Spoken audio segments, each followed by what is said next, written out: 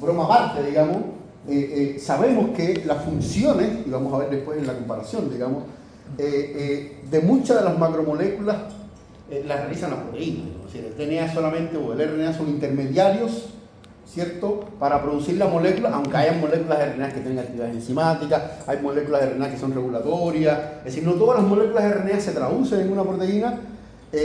Sabemos que la traducción de muchos de los mRNA mensajeros da cuenta, digamos, de funciones muy importantes que realizan la proteína en las células, ¿cierto? Entonces, sobre todo en este proceso, ¿cierto?, donde vamos a estar estudiando ya, fíjense cómo esta proteína entonces interacciona con esta otra, o cómo esta proteína interacciona con el DNA porque es un factor transcripcional. Bueno, ese tipo de preguntas no podemos hacerla con la metagenómica, no lo podemos hacer con la genómica, tenemos que precisamente hacerlo con estas metodologías.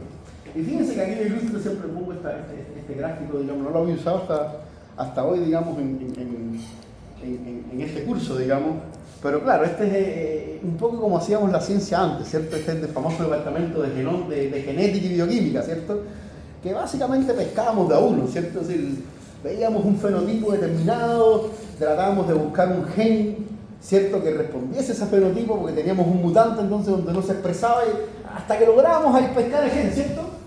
Y bueno, ese gen entonces después lo usábamos para estudiar y que vacunas y bueno, llegó la genómica, digamos, y entonces ahora la pesca es de arrastre, digamos. Yo no estoy diciendo que estos departamentos no sean importantes, digamos, al contrario, vamos a ver, una de las últimas diapositivas que vamos a ver precisamente es cómo toda la información, y como lo dijo el profesor Andrés, también se los dije yo, muchos de los genes que no tienen función conocida, tenemos que buscar la función conocida, digamos, eso es un poco y bueno, para poder hacer eso necesitamos, digamos, este tipo de metodologías y también necesitamos de metodologías clásicas, digamos, para poder después demostrar cuáles son las funciones. Una de las cosas que tienen que tener en cuenta ustedes cuando hacemos muchas ómicas, generalmente no estamos resolviendo el problema de qué es lo que está pasando en una célula. Estamos generando hipótesis, ¿cierto? Mira, en base a lo que tengo acá, lo que debería estar ocurriendo es que este gen debería ser el encargado y después uno tiene que venir acá, ¿cierto?, y de lesionar ese gen. Es decir, este departamento nunca va a desaparecer, digamos. Al contrario, cada vez se tendría que complementar mucho más, ¿cierto?, con todos los departamentos o con todas las cosas que hacemos a nivel ómico. Entonces, lo ideal, ¿cierto?, siempre es para cuando tenemos preguntas complejas, podemos aplicar esta ómica, sí, pero después para demostrar, oye, ese gen es responsable de todo, esta cuestión es un factor de virulencia, bueno, tenemos que hacer knockout, tenemos que hacer la ciencia clásica que hacía este departamento de genética y bioquímica. Y bueno, los conceptos ustedes los conocen, ¿cierto? Igual si vimos que un gen, digamos, traduce una proteína, bueno, es exactamente lo mismo. El genoma que habíamos visto, ¿cierto?, que es esta cuestión más constante, digamos, y sin embargo la expresión temporal, ¿cierto?, en un momento determinado, en una condición determinada del genoma de un microorganismo es lo que conocemos entonces como el proteoma, digamos. Entonces, el proteoma, al igual que el transcriptoma, es algo que digamos, es una condición particular, digamos, no siempre el proteoma es el mismo. Es decir, el genoma de un microorganismo, cuando lo secuenciamos, es ese, digamos. Pero cuando hablamos de la expresión de esos genomas, ya sea a nivel transcripcional o a nivel proteómica, estamos hablando de que son diferentes, digamos. O sea, ahí hay un nivel de complejidad mayor, digamos, a lo que vemos con el genoma, porque cuando nos referimos a un proteoma, no estamos hablando de una condición, 37 grados, en tal condición de crecimiento. O sea, sí podemos hacer este tipo de análisis, ¿cierto? Entonces, fíjense que bueno, en este dogma, ¿cierto?, de la biología molecular, donde tenemos que el DNA se transcribe a un RNA, el RNA se traduce a una proteína, y esta proteína realmente hace alguna actividad enzimática que de alguna forma, digamos, da cuenta, digamos, de la producción de metabolitos o la modificación de moléculas, etcétera, en las células. Bueno, los equivalentes, ¿cierto?, que tendríamos a nivel ómico serían los genomas, ¿cierto?, la transcriptómica, la proteómica y la metabológica. Y a esto es en definitiva lo que le llamamos un poco genómica funcional, digamos, que cómo podemos de alguna forma estudiar la expresión de estos genomas. Y bueno, claramente, aunque me burlo yo de la genómica en mis clases, digamos, no voy a hacerlo un curso de genómica. Después me dice amigo. Esto es poco complejo, digamos, eso no varía, ¿no? Claro, uno tiene que tener en cuenta, digamos, que hay una complejidad diferente, digamos, a la medida que, en la medida que estudiamos genomas, transcriptomas, proteomas o complejos de proteínas, ¿cierto? Hay un nivel de complejidad que hace, digamos, que las técnicas sean diferentes, etcétera, etcétera. Entonces, y esto es un ejemplo, ¿cierto? Sí, si tenemos un genoma, digamos, como el genoma humano, ¿cierto? Que tenemos codificado, digamos, 22.000 genes. Fíjense que el tamaño del transcriptoma ya son 200.000. O sea, de las variantes de splicing que podemos tener, de las variantes, la complejidad ya de es un orden de magnitud, digamos. Y fíjense que entonces, si consideramos entonces ya no solo las variantes alternativas de splicing, en la edición del RNA, sino que consideramos las modificaciones post-traduccionales y toda la cuestión que tiene esta proteína, bueno, ya la diversidad del proteoma de este mismo genoma alcanza ya las millones de proteínas. Entonces, eso da cuenta de cómo un genoma que tiene determinadas características puede complejizarse, digamos, no solo a nivel transcripcional, sino que a nivel proteico. Entonces, esto hay que tenerlo en cuenta, digamos, porque eso para los análisis que se hacen de proteómica es importante, sobre todo cuando hacemos proteómica de organismos de mamíferos, vertebrados, etc. Bueno, esto ustedes lo conocen, ¿cierto? Así, no voy a hablar de la biología molecular básica, digamos, pero claramente, ¿por qué está esta complejidad? Bueno, porque sabemos que existen diferentes controles regulatorios, digamos, a todo nivel, digamos. Estamos ilustrando en este caso, por supuesto, una célula eucarionte, digamos, que tiene núcleo, pero sabemos que el DNA, cuando se transcribe el RNA primario, digamos, ya aquí hay procesamientos de este RNA que hacen que sea más estable, que sea más inestable, que se degrade más, que se degrade menos, que tenga incluso ubicación, porque no todos los RNA se traducen en el mismo lugar, algunos se traducen en ribosomas solos, otros en polisomas. Todas esas modificaciones, digamos, dan cuenta de un control, digamos, que va a tener ese RNA mensajero después para poder ser expresado, digamos. El transporte del RNA también tiene un control, digamos, y estas mismas modificaciones hacen que el poro pase más rápido, más lento. De hecho, hay trabajos muy interesantes donde un poco más que la regulación transcripcional de un gen es por la velocidad del paso que pueda tener por la salida del núcleo, digamos, algo que uno puede decir. Sí, esas son cosas, complejidades que cuando uno secuencia el genoma, a veces incluso no ve con la relación. Bueno, pero ¿por qué lo que estoy teniendo a nivel transcriptómico no lo estoy teniendo a nivel proteómico? Y bueno, eso da cuenta, digamos, de los diferentes controles, lo mismo al RNA como también de incluso los controles que tienen que ver después de la traducción, digamos, las mismas proteínas también se regula, digamos, el proceso traduccional, las modificaciones que tienen las proteínas. Entonces, esto, digamos, estos múltiples pasos de control de la expresión génica, digamos, dan una complejidad, digamos, que claramente uno no puede verlo a nivel genómico ni a nivel transcripcional. Digamos. Existen muchas proteínas, o sea, yo siempre pongo el ejemplo clásico de la eritropoyetina.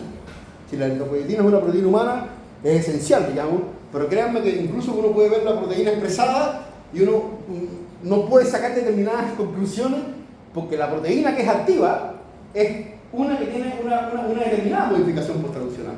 Entonces, si queremos ir incluso ya a estudiar funcionalmente, tenemos que en algunos casos ir hasta el nivel de, bueno, no solamente está expresándose la proteína, sino que está expresándose la proteína con tales modificaciones post-traducionales, digamos, en este caso una glicosilación que es esencial para la actividad de esa enzima. Bueno, si no tiene esa glicosilación, esa proteína no funciona. Entonces, uno no puede sacar conclusiones, mira, se está expresando el transcrito, se está expresando incluso la proteína. Tiene... No, porque no es activa, porque si no tiene una modificación. Entonces, ese nivel de complejidad es lo que hace de alguna forma mucho más complejo estos análisis. Y bueno, y lo otro es que fíjense que con la genómica uno lo único que puede hacer es estudiar la secuencia, y eso sería. Uno no puede ir mucho más allá, digamos, porque todos los RNA, todos los están ubicados en el mismo lugar, digamos, las proteínas no. Las proteínas sabemos que tienen ubicaciones diferentes en la célula y esas mismas ubicaciones ya incluso pueden dar cuenta de cuál sería la función que realizan esas proteínas. Entonces, podemos hacer estudios mucho más complejos, ¿cierto? Como los estudios, precisamente, sí lo podemos hacer en transcriptómica, ¿cierto? Ver cuáles son los genes que se están transcribiendo en una condición o en otra.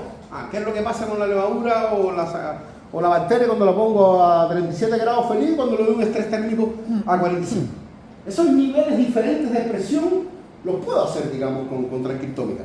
Aunque sabemos que con proteómica estamos viendo una cosa más real de lo que está pasando en la célula, es válido hacerlo a nivel transcripcional y existen muchísimos trabajos, digamos, que hacen esto, digamos. Sin embargo, estudios de localización celular, estudios de actividad, estudios de formación de complejos, estudios de modificaciones, eso, bueno, modificaciones post-transcripcionales, si lo vamos a ver en el caso de la epigenómica, digamos, los mRNA se modifican post-transcripcionalmente, pero ninguno de estos estudios tiene sentido alguno hacerlo, digamos, en el DNA, digamos, porque ¿dónde está el DNA o dónde está el RNA mensajero? No es tan decidor, digamos, de cuál es la función que podría tener en este caso como si lo tiene en las proteínas. Sabemos si una proteína está ubicada en la membrana, bueno, que tiene que ser un transportador, etcétera, etcétera. Entonces, vamos a ver cómo algunas de las metodologías proteómicas van un poquito más allá, a la función, digamos así.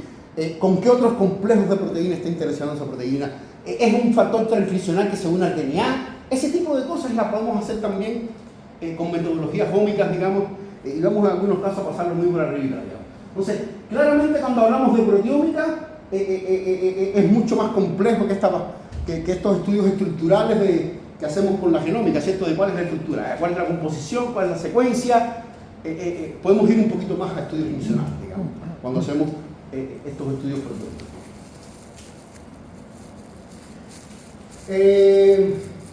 Bueno, similaridades y diferencias es un poco lo que hemos hablado, ¿cierto? Bueno, en cuanto a similitudes, ambas son unas imágenes estáticas, ambas son una foto, ¿cierto? De cómo se expresa ese genoma. ¿Sí? Tanto a nivel transcripcional, tanto el transcriptoma como el proteoma, lo que nos están hablando es de una foto de un determinado momento de ese organismo, de esa célula, en determinada condición. ¿Ya? Eso es similar, digamos, en ambos casos. Bueno, para ambas cosas, para todo, digamos, estos tres aspectos, ¿cierto? Si requerimos realmente tanto bioinformática como determinadas metodologías, ¿cierto? Y tecnologías que bueno, ya acá, por suerte que hemos visto que se han abaratado mucho los costos, digamos, pero estamos hablando de que estas metodologías no son baratas, sobre todo cuando vamos a ver las que, al final no pude ponerlo de la pena, no lo voy a decir. Y en cuanto a las diferencias, bueno, esto que decimos, ¿cierto? La proteómica está un poquito más cerca, entre comillas, ¿cierto? De lo que es realmente la actividad celular de una célula, digamos así. Cuando vemos una proteína que se está expresando y el transportador está ahí, bueno, podemos decir que realmente es muy probable que se esté transportando algo, digamos, y no podemos decir lo mismo en el caso de que tengamos el RNA. Bueno, si tenemos el transcrito, y posiblemente esto se traduzca, digamos, por eso que decimos que la actividad realmente de lo que está más cerca de lo que está haciendo una célula, esa visión, ese panorama lo tenemos mucho mejor si hacemos la foto a nivel de proteína que a nivel transcripcional, digamos, por todas estas regulaciones que sabemos que no siempre un RNA va a dar cuenta de una proteína que se está expresando.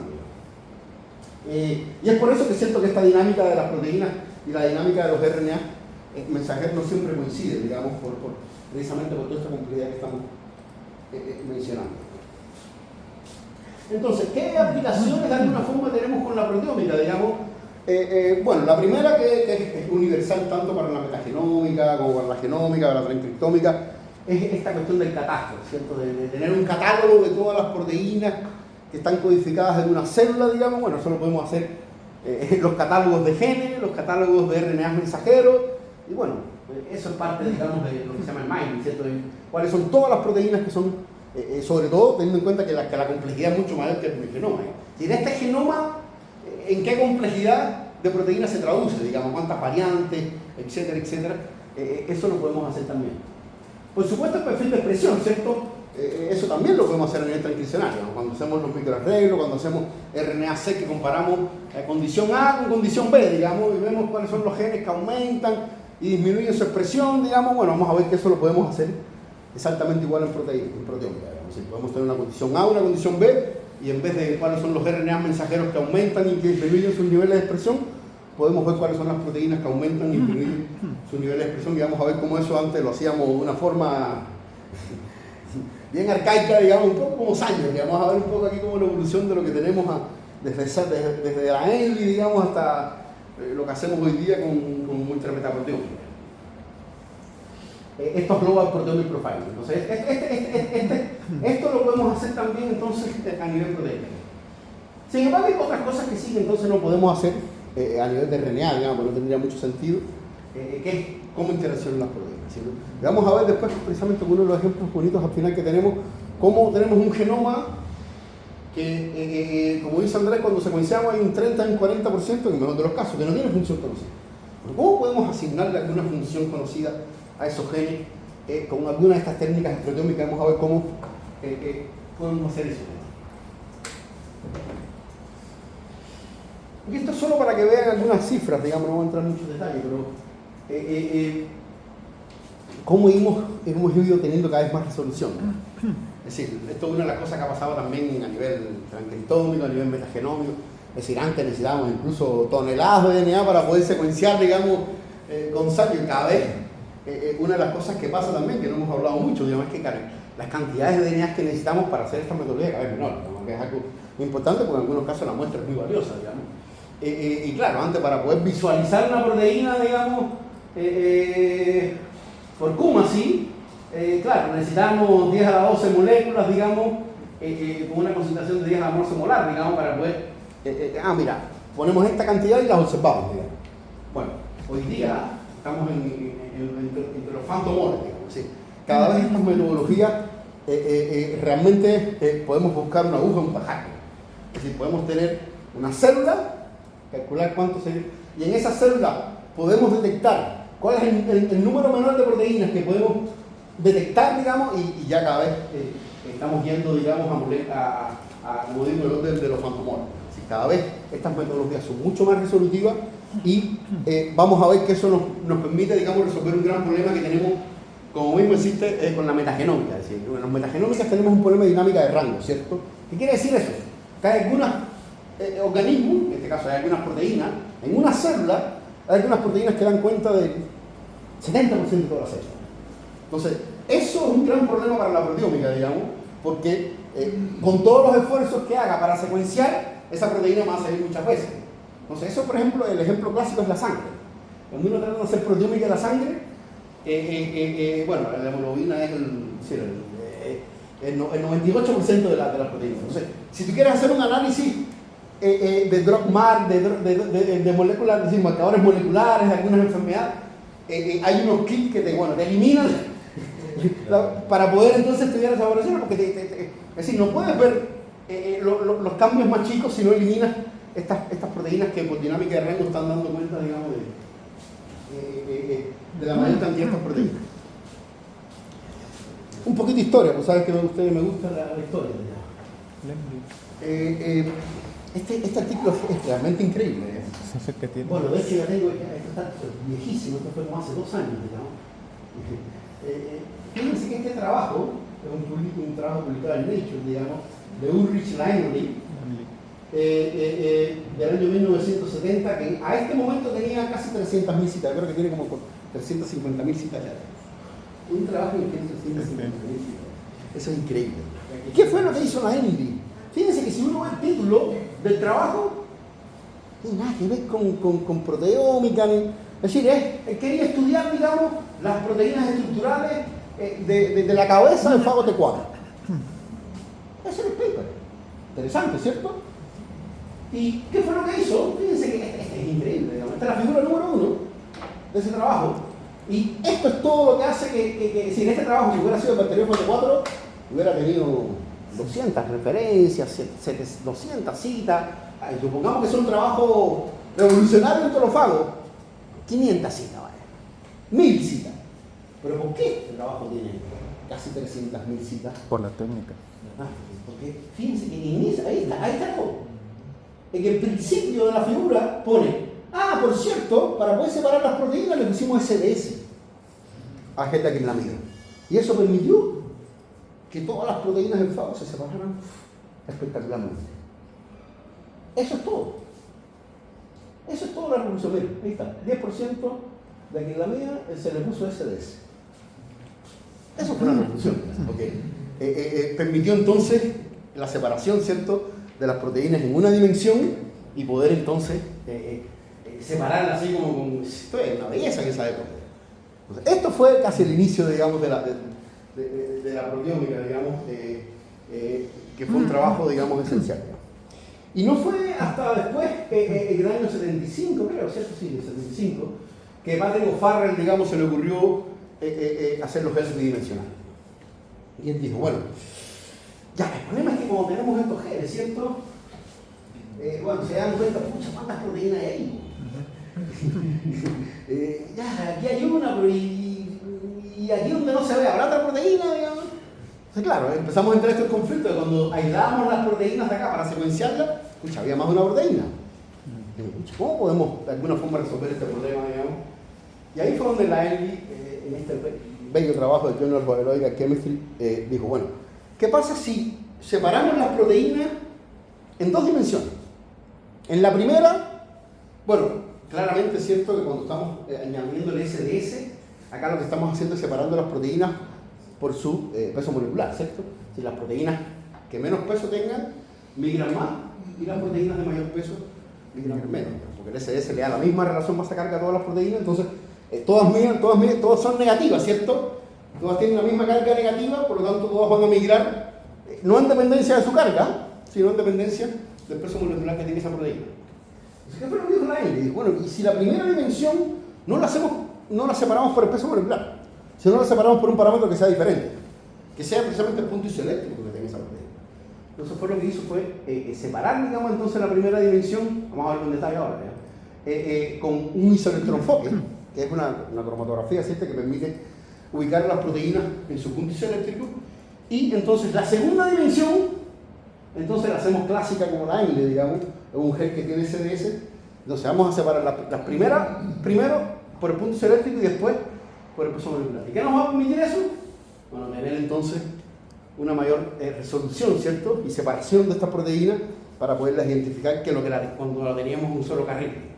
Entonces, con la monodimensional y la bidimensional lo que aprendimos entonces es a poder aumentar la resolución de las proteínas que podemos de alguna forma analizar. Bueno, aquí esto fue, para que vean,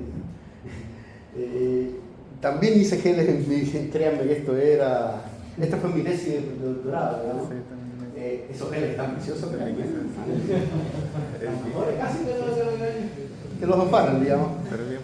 Pero era terrible. Vamos a ver cómo se hacía eso, sí, pero era terrible porque básicamente tienes que hacer un triplicado para el control, ¿cierto? Un triplicado para la condición que quieres analizar, en este caso el no mutante, y vamos a ver después lo que hay que hacer, ¿no? Habría que comparar estas dos, ver cuáles son los spots, ¿cierto?, que están incrementados, disminuidos, y claro, hay un error asociado a todo eso que era grande, digamos, y que era difícil. Sin embargo, vamos a ver qué hacemos maravilloso con eso. Entonces, esto es lo que estamos diciendo, ¿cierto? En esta primera separación, entonces, lo que hacemos es un isoelectroenfoque. Si cada proteína acá, imagínense que esto es un pH 3 y esto es un pH 10. Es decir, esto tiene un gradiente preestablecido de ionóforos, digamos, que hace que el punto isoeléctrico en cada uno de estos sea de esa forma, digamos, distribuido entre 3 y 10. Entonces, ¿qué es lo que pasa? Que la proteína que tenga un pH isoeléctrico de 10 va a moverse hasta que coincida, ¿cierto?, con el punto isoeléctrico que tiene ese isoelectroenfoque. Entonces, como en ese punto llega un pH neutro, ahí se queda, no avanza más. No se ubica por su peso, sino por su punto isoeléctrico. Cuando coincide el punto isoeléctrico de la proteína con el pH, ¿cierto?, que está representado por estos isoelectroenfoques, son unas moléculas que se hacen que tienen ese pH, entonces la proteína se ubica ahí. Y entonces después lo que hacemos es separarlo, ¿cierto?, por el peso molecular, digamos, un gel clásico de SDS. Y después vemos estos geles bellísimos. Fíjense la albúmina ahí como una de las cosas. Entonces, y fíjense que hay algunas veces que vemos, fíjense que aquí a la albúmina le ponen todas esas manchas. Entonces, toda esa mancha le dicen que es albúmina. Si tienen que haber secuenciado esta, y todo les dio albúmina. ¿Qué quiere decir eso? ¿Qué creen que pueda pasar? ¿Por qué? ¿A qué se puede ver eso? ¿Cómo qué? Todos son albúminas, digamos. Las modificaciones, por favor. Ahí se forma. Claro. Si tienen 5 fosfatos, créanme que se va a afectar la forma en que migra, digamos. Sobre todo en el isoelectroenfoque, fíjense, el punto molecular, el peso molecular es el mismo. Sin embargo, en el isoelectroenfoque se ubican diferentes. Claramente las cargas en fosfato, etcétera, que te aportan una proteína, puede influir, digamos, en la migración del isoelectroenfoque. Eso pasa mucho, digamos, en estos genes, digamos, cuando uno ve proteínas así muy, sobre todo ve estas así que están así como, es muy probable que sea la misma con diferentes modificaciones.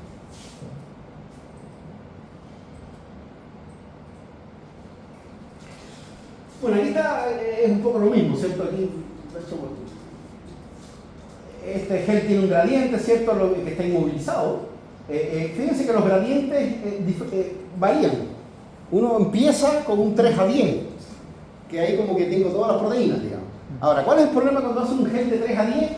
Es que casi todas las proteínas te quedan como al centro. Porque claro, no hay muchas proteínas, casi todas las proteínas en una célula bacteriana normal, digamos, un organismo normal que crece a pH, están cerca del punto isoeléctrico neutro. Entonces, casi todas las proteínas están concentradas entre un pH 5 y 8. Entonces, ¿qué es lo que hacía uno? Bueno, corría geles, de hecho, no sé si lo tengo acá.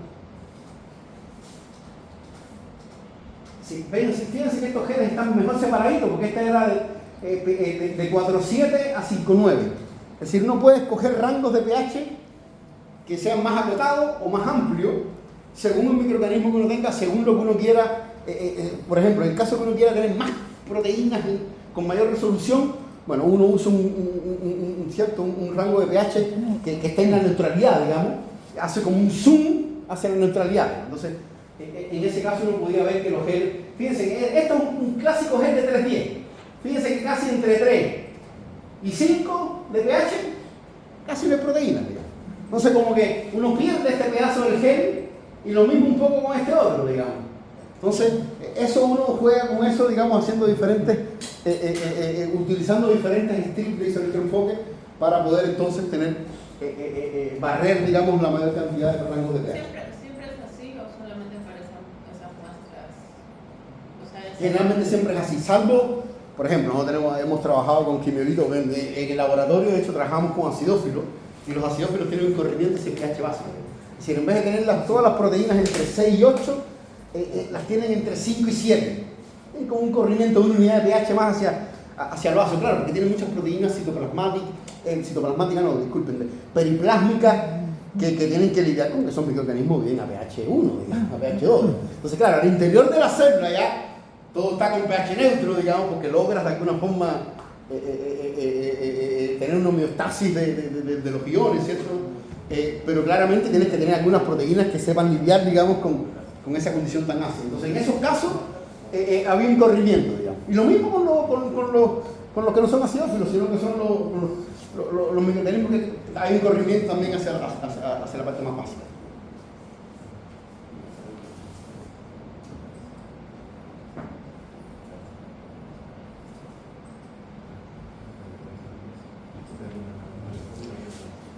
Ahora, fíjense que aquí no hemos identificado nada. Aquí lo único que hemos hecho es apenas separarlo, digamos. De hecho, lo voy a adelantar, que a esto ni lo hacemos, digamos. Así que, esto era antes como, no sé, como hacer los geles de Sanger, digamos, y esto ya no necesitamos separar nada ahora antes de poder identificar. Pero bueno, yo creo que antes de venir a esto es lo mejor. Entonces, ¿qué es lo que hacíamos antes? Bueno, tenemos una condición control, ¿cierto? Una condición problema, que puede ser la bacteria un mutante o misma bacteria creciendo a otra temperatura, o haciendo una condición de carencia nutricional, etc. Bueno, y queremos saber cuáles son los cambios que hay. Bueno, hacíamos un gel entonces.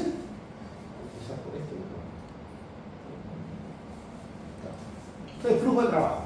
Tenemos una muestra, ¿cierto? La separamos y lo que hacemos entonces, si queremos identificar una determinada proteína, supongamos que esta proteína cuando la comparé con la condición control estaba disminuida o estaba aumentada, pero quiero saber quién es. Bueno, en esos casos uno tenía que escindir, ¿cierto?, el spot de este gel y después esto, de alguna forma podíamos hacer dos metodologías. Una metodología que se llama Markov o la otra que es como similar pero permite hacer secuenciación. Vamos a ver después en qué consiste eso. Entonces, de esa forma podemos identificar qué proteína. Entonces, ¿cómo podemos identificar esta proteína? Con esta metodología MARDI. MARDI, la gracia es que si tenemos un genoma de referencia y conocemos, bueno, si tenemos un genoma de referencia, claramente tenemos un proteoma de referencia. Eso es lo más obvio, ¿cierto? Porque todo el genoma podemos traducirlo a un proteoma y podemos tener entonces cuál sería el putativo proteoma que está codificado en un determinado genoma de ese microorganismo, ¿cierto? Y cuando hacemos, y a ese proteoma le podemos hacer una especie de digestión tríptica, in situ. Es decir, podemos conocer también el peptidoma completo de un organismo. Entonces, cada péptido que representa a una proteína tiene un peso molecular determinado, digamos, una masa carga determinada, y esa masa, con esa huella de la masa, digamos, es suficiente como para identificar el péptido. Entonces, en el caso de que tenga un genoma de referencia, lo único que necesito es saber cuál es la masa del péptido que estoy identificando para poder asignar un programa que se llama Mascot. No vamos a ver, si no vamos a, lamentablemente en proteómica vamos a tener que hacer otro curso, si queremos hacer la parte más práctica, digamos, porque bueno, aquí solamente la práctica del curso era genómica, digamos. Pero ¿qué software usamos, digamos, se llama Mascot, que es el que de alguna forma identifica, ¿cierto? Es decir, asigna una masa a una determinada secuencia. Entonces, el péptido que tiene es este en base a la información que tenemos del genoma. Ahora, pasa lo mismo con la secuenciación. A veces no tenemos un genoma de referencia y ¿qué hacemos? Bueno, ahí tenemos entonces, y vamos a verlo después en detalle, no solamente necesitamos la masa, necesitamos secuenciar cuál es la secuencia de ese péptido para poder identificar. ¿Cómo funcionan estos espectrómetros? Bueno, vamos a entrar en muchos detalles, digamos, tampoco soy un especialista, digamos, pero básicamente tenemos tres partes, ¿cierto? La fuente de ionización, porque básicamente lo que hacemos es acelerar estos, es decir, cada uno de estos péptidos los ionizamos, los aceleramos, para ejemplo, como que los ponen a volar, digamos, en un tubo vacío y los detectan. Entonces, ¿cuál es la gracia de esta cuestión, digamos? Y es que el tiempo que demora un ion en volar en una determinada distancia, hasta que caen, digamos, depende directamente de cuál es la masa que tiene ese péptido. Entonces, básicamente acá el detector lo que hace es, bueno, con los imanes, entonces lo que hace es decir, bueno, imagínense que al inicio esto podíamos solamente analizar unos decenas, centenas de péptidos. Hoy día tenemos equipos como los que vamos a ver que analizan millones de péptidos. Entonces, que básicamente lo que podemos... Antes, la muestra acá que uno inyectaba, sobre todo en Maltitov, era el gel, digamos, es decir, después de la proteína, una cosa muy bien simple, digamos. Bueno, hoy día vamos a ver que podemos una muestra compleja, listo, completo, y el output lo vamos a leer con todas las proteínas que estaban presentes a ese nivel. Entonces, básicamente lo que hacemos acá es estimar, ¿cierto? Analizar en este equipo todos los iones que son capaces de llegar, y a cada ion se le asigna entonces su masa carga, digamos, y después hay un software que todas esas masas cargas las asigna, digamos, a una determinada secuencia en base a la información que tenemos de los péptidos.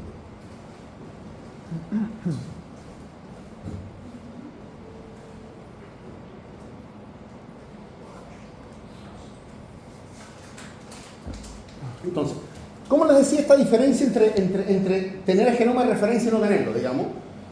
Bueno, esto es lo que decía, ¿cierto? Si tenemos, esta es la proteína que uno quiere sacar, la aísla, hace una digestión con tripsina, tengo todos estos péptidos. Si tengo el genoma, vengo por acá. Solamente necesito la huella, digamos, de todas las masas, de todos los péptidos que están codificados en esa proteína, y después entonces, con eso, estos software que se llaman Mascot, digamos, u otros, son capaces de asignar entonces, identificar la proteína. Es decir, esta proteína tiene no sé cuántos péptidos, y entonces esos péptidos pertenecen a tal proteína y identifican. ¿Qué pasa entonces cuando no puedo tener entonces esta asignación? Bueno, tengo que hacer una doble fraccionamiento, digamos. ¿Sí? Acá se fraccionan, digamos, es decir, tenemos la proteína en péptidos, y acá entonces lo que tomamos, un solo de los péptidos estos, digamos, y lo fraccionamos. Entonces, fíjense que este fraccionamiento es mucho más específico, es mucho más... pero está hecho de una forma tal que el enlace que siempre se rompe es el enlace peptídico. Entonces, al final, lo que hace es que tenemos, por una probabilidad, péptidos en el aminoácido final, péptidos en el otro aminoácido, péptidos, porque tenemos todos los tamaños y entonces lo que podemos es básicamente restar cada uno de los péptidos y vamos a tener cuál es el aminoácido que formaba parte, digamos, de ese péptido. ¿Sí? Porque si tenemos el péptido, imagínate que tenga un péptido que tenga 10 aminoácidos. Tenemos cuál es la secuencia del péptido de 9, tenemos cuál es la secuencia del péptido de 8, tenemos la secuencia del péptido de 7. Vamos a poder entonces armar completamente cuál es la secuencia de ese péptido aminoácido por aminoácido. Entonces, ahí vamos a tener entonces la secuencia de aminoácidos y ahí vamos a poder entonces identificar la proteína. Créeme que esto ya no se hace ya, ¿no? El día...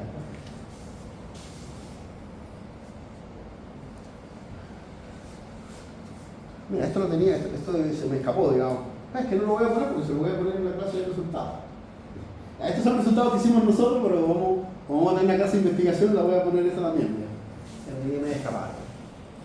Ahora, en esta época estaba el boom de los microarreglos de DNA. Ustedes saben que en los microarreglos de DNA teníamos una condición que de alguna forma podíamos analizar dos condiciones al mismo tiempo, porque teníamos una condición control que la podíamos marcar con un fluoróforo.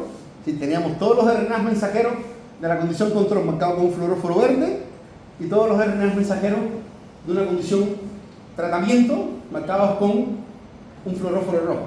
Entonces, cuando los mezclábamos, hibridábamos, digamos, y hacíamos todas las lecturas, al final tenemos un catastro de todos y cada uno de los genes que están codificados en un organismo, cómo se expresaban.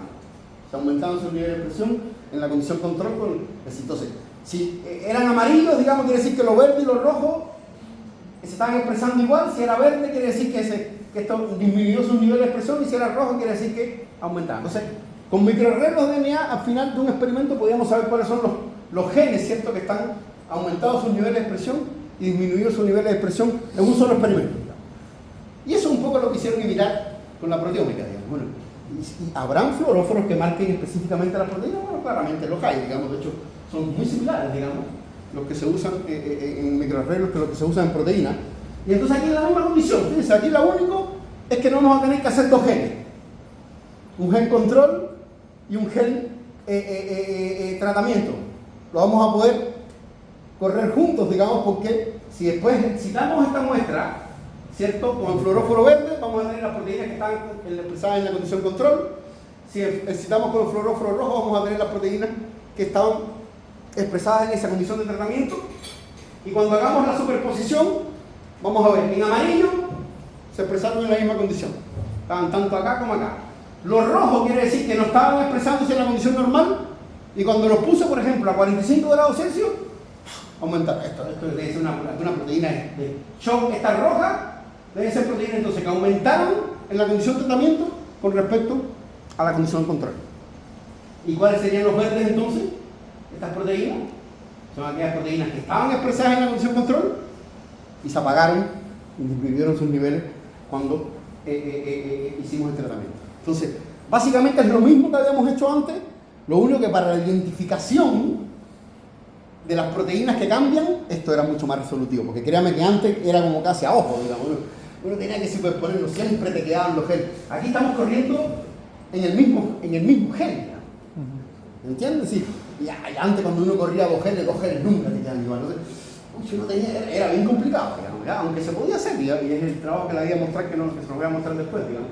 Entonces claramente ven que esto es un trabajo donde tenemos, no sé ni qué cosa es, digamos, pero claramente podemos tener, ¿ves?, esta proteína que disminuyó su nivel de expresión, esta roja que aumentó, etcétera, etcétera, y podemos tener un catastro entonces de todas las proteínas que aumentan, como aumentaban y disminuían sus niveles de expresión, casi similar como lo que hacíamos a nivel transcriptorio.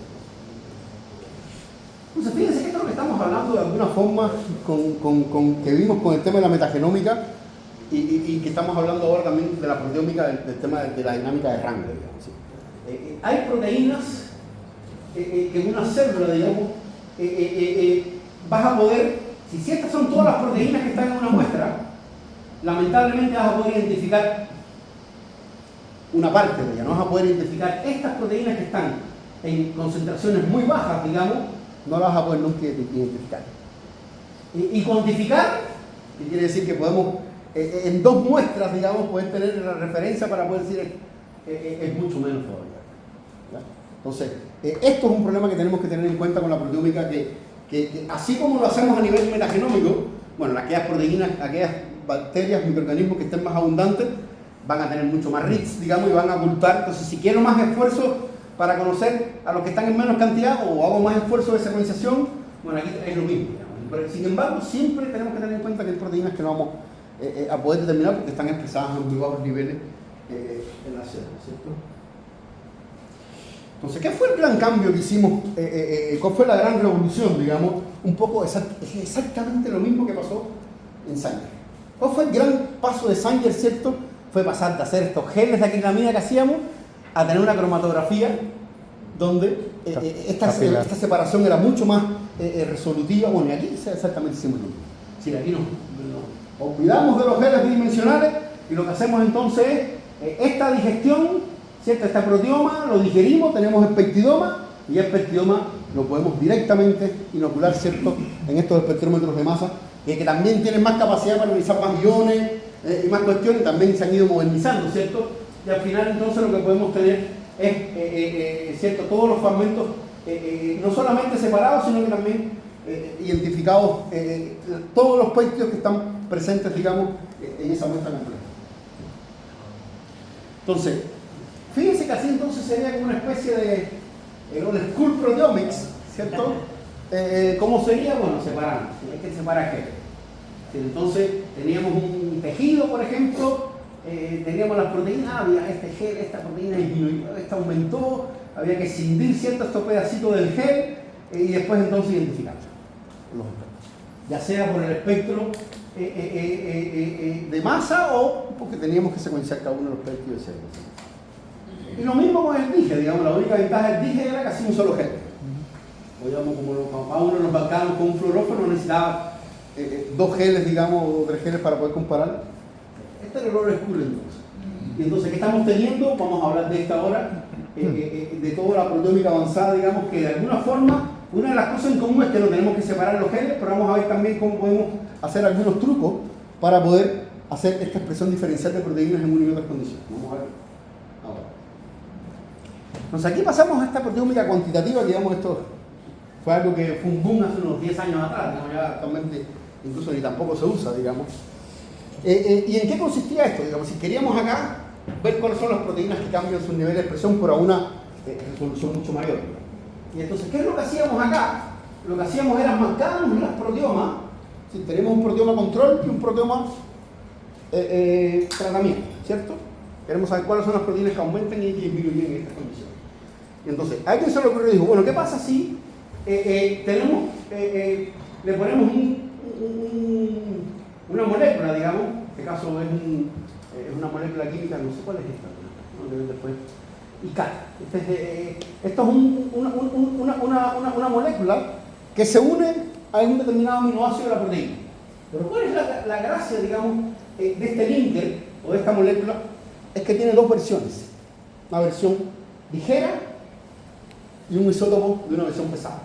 Imagínense que el compuesto ligero tiene hidrógeno y el compuesto pesado tiene deuterio. Fíjense que es una unidad de masa. En algunos casos tienen azufre 35, otros azufre 35. Tienen diferentes isótopos de una molécula. ¿Ya? La diferencia de masa es de solamente una unidad. Y, sin embargo, eso es suficiente. Aquí tienen la molécula, por ejemplo. ¿Ven? Aquí está el hidrógeno y los deuterios. Y esto entonces se une a las cisteínas en este caso. Esta es una molécula que une cisteínas. Entonces, aquí tenemos un primer problema. Si la molécula no tiene cisteína, si la proteína no tiene cisteína, no la voy a estar identificando. Eso es uno de los sesgos que tiene esta metodología.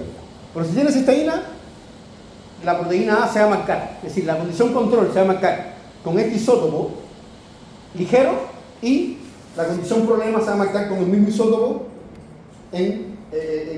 con la versión pesada. ¿Y cómo hace el software entonces para identificarlo? Bueno, es muy fácil, digamos, porque en definitiva, aquí también puedo mezclarlo, es decir, mezclo la condición A y la condición B, las pongo todas juntas, digamos, y créanme que el espectrómetro de masa es capaz de detectar diferencias de una unidad de masa. Entonces, ¿qué es lo que hace? Busca el mismo péptido, por ejemplo, y aquí encuentra más. Este péptido, esta es la versión ligera y esta es la versión pesada. Y al igual que como tenemos en genómica, los RITs, el número de RITs que haya es una idea de la abundancia que tenía ese gen en esa condición, digamos. Acá también la intensidad de la señal es directamente proporcional, digamos, a la cantidad de péptidos que había en esa condición. Entonces, uno cuando ve esta relación, entonces lo que hace, y le pongo un ejemplo bien concreto, digamos, esto es un ejemplo que hicieron en la práctica mezclando el mismo péptido, versión ligera y pesada con diferentes proporciones, y después rescataban el espectro a ver si realmente se veía esa relación se mantenía después. Entonces fíjense acá, cuando ponían, en este caso era carbono 2 y carbono 13, no era hidrógeno ni deuterio. Fíjense que ponían BCA en una relación 1:1, y fíjense las dos señales, son casi iguales. Fíjense acá, ponen una relación 1:8 de esta proteína ubiquitina. Y fíjense el carbono 12 y el carbono 13, cómo se establece una relación 8S. Y así sucesivamente, 4:1, el doble, etc. Entonces, imagínense usted ahora que tengo todos los péptidos juntos, cada uno en las dos condiciones, y el espectrómetro entonces es capaz de a cada péptido determinarle cuál es la razón de cambio. Entonces, mira, este péptido disminuyó su nivel de expresión, este aumentó 8 veces, y eso lo hace con cada péptido de cada proteína. Entonces al final tenemos una relación, digamos, de cambio de cómo aumentaron o cómo disminuyeron los niveles de expresión de todas las proteínas que son identificables, digamos, en alguno de estos casos. Lamentablemente, bueno, o sea, que cuando daba la clase siempre ponía al tiro el ejemplo de las cosas que, porque usamos esta metodología hace unos años, la hemos usado, digamos, sí. Voy a mostrarles genes bidimensionales, voy a mostrarles marcaciones isotópicas y voy a marcarles hoy día los marcajes isotópicos, digamos, que es lo que usamos más frecuentemente. Ahí con el espectro se ve la concentración, básicamente, la cantidad, de acuerdo a la intensidad al tamaño del pico. Pero ¿y la resolución, por ejemplo, o la confianza? ¿De qué tanto que lo que me está diciendo? Claro, eso te lo da el programa también, digamos.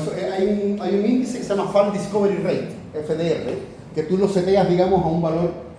Entonces, es un poco como la secuencia. Como la secuenciación de... Pero usted le ha preguntado al profesor Marconeta, profe, y si hay una sola lectura, aquí es lo mismo. Si hay un solo péptido que identifica una proteína, no. Podemos setear, no, vamos a en la tabla de proteínas que pongamos que aumentan, y vamos a hacer un criterio de selección. De cobertura, por ejemplo. Es decir, más un péptido, que la cobertura sea del 30% de la proteína, pues si tengo un péptido identificado.